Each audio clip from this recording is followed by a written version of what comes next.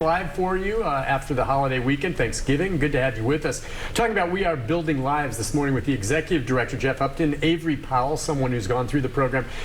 It's a program that helps veterans get back on their feet after a difficult time, and Avery's just shared his story. We'll get more into that. But Jeff, it's a matter of resources. We talked about that during the break, and the VA is there, and it's supposed to be there to try to help people like Avery, where I think he went originally.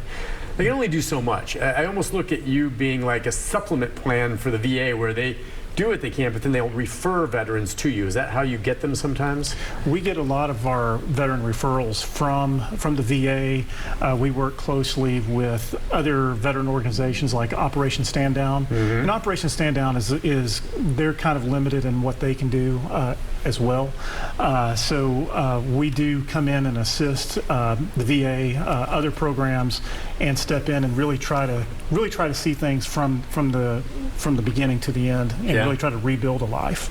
One of the big issues, and I did a story on this a while back, there are a lot of veterans who are trying to reintegrate back in and find affordable housing. Mm-hmm. And there were a lot of units that were there and were available within the past half decade that have now been bought. And these veterans who have been there for a while are told you have 30 days to get out, and they're going to come in, and it's their right if they bought this place, unfortunately.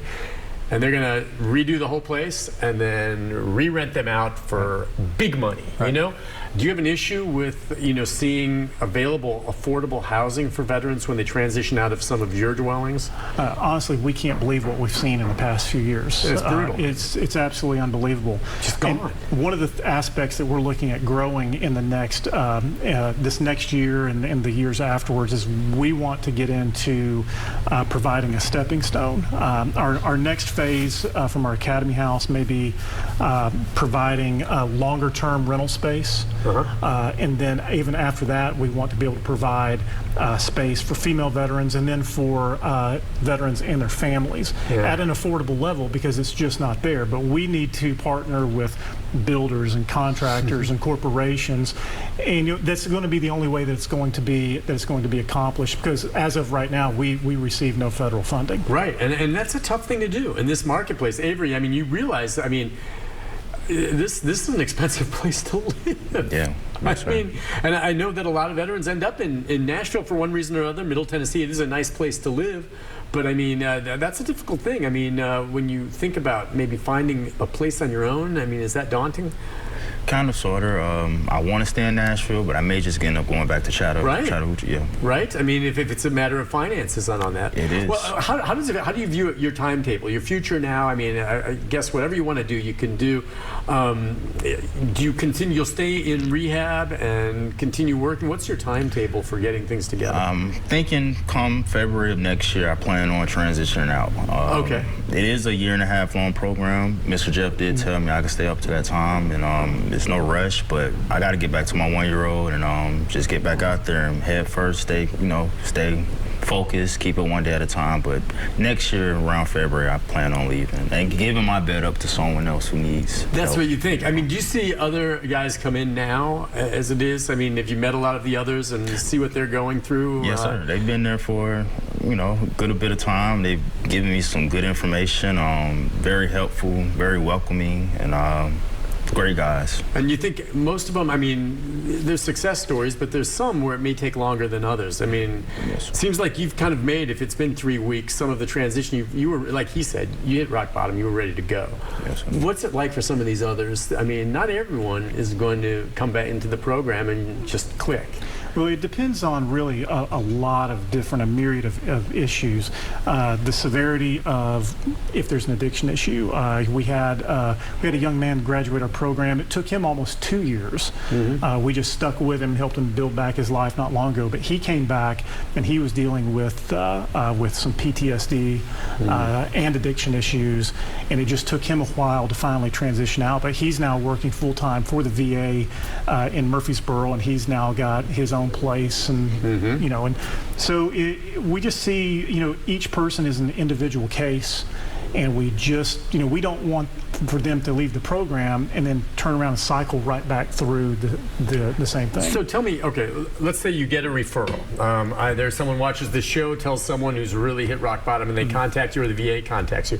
That individual, kind of like Avery, how does it start? They come into contact with your organization and say, I need help. So how do you start the vetting process? How do you start them getting into the program? They can contact us on our either on our website at wearebuildinglives.org, or they can call our office number at 615-678-4967. And our operations director, a wonderful, great gentleman who's also a friend of mine, Kevin Wilkinson, will start that process. It's really kind of an easy paperwork process. Well, like, did you call, or how did you get started? The VA referred you, but did you make the call? I made the call. Okay, so what do you say? You say, oh, look, and you don't know. You're like, yeah, this is Avery Powell, that my VA, the handler told me to call you. I need help. I kind of just poured out, and I was honest. I spoke with Mr. Jarvis, and I was like, look, What'd you just say? What'd you say? Hey, I need another chance. I'm on hard times. Like, if I leave this place, it's a chance that I can mess up, and I need a place to go to stay on track. And they was like, we got you. Send an application. That's all I had to do, and they accepted me once I completed. About how long did that take? Do you had to fill out the app so they know who you are? I was discharged from RRTP, which is a rehab program, on the 8th, and I was in the house on the 9th. Wow, that's awesome. So you were able to fill out the application while you were still there before your discharge, but Yes, you sir. made the phone call.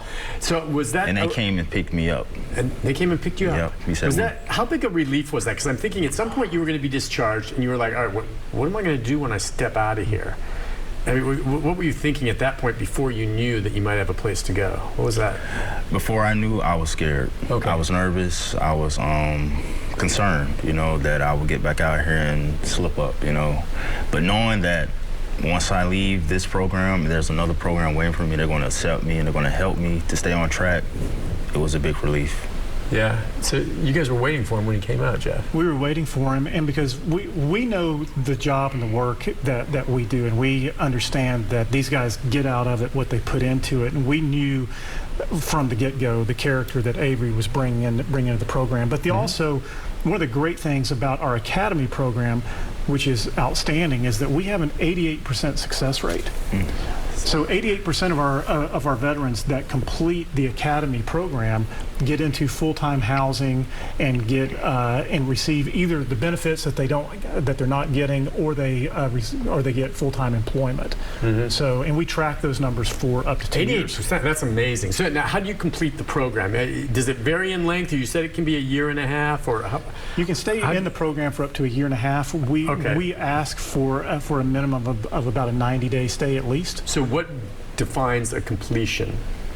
A completion of the program just means that you have done your 30 days of probationary period, and then you're going through. We also provide substance abuse counseling there on site as well. You kind of get back into the rhythm of life. You have put applications out there. You are searching for a job, or you have secured employment. We consider that a graduation from the program. Yeah, that makes sense. Are there some cases that are beyond you that you can't take, or did you turn people away? We have actually a waiting list, and what Avery described. Oh, okay. So you'd like to take as many as you can, but there's a list. We'd love to. We actually only have room. We would absolutely max out at 9 veterans right now. So that's why we're trying to double our capacity. We actually right now, what Avery described, I'm so glad that our worlds kind of collided, because typically, like right now, we have a waiting list of over 50 veterans to get in. Oh my goodness. So it's overwhelming on our end, but a lot of the people that we partner with, whether if they're coming from the VA or whether they're coming from the prison system, they know the program that we have to offer, and they're trying to funnel these veterans into our program because we do that good of a job. Yeah, so I hear what Avery says. I mean, it's important to him. If you can only handle 9 veterans at a time, right? It's pretty more or less. He wants to get it together so he can move out, because he knows there's people waiting to get in who, while they're waiting, you just don't know where or what they're at. They may still be, maybe they've already been discharged, and then what are they doing? I mean, there's only so much you can do, I guess, on that front. There are other organizations besides yours, of course, that try to do things. And, of course, we've got the mission downtown and things like that try to help. But there's just not enough there. There's not. two other veteran organizations here in town are going to be Operation Stand Down and Matthew 25. And if you add us in, combined between those three programs, you probably have about 100 beds for male veterans. You only have 7 beds for female veterans. And any given time in Middle Tennessee, there's over 2,000 homeless veterans. Yeah.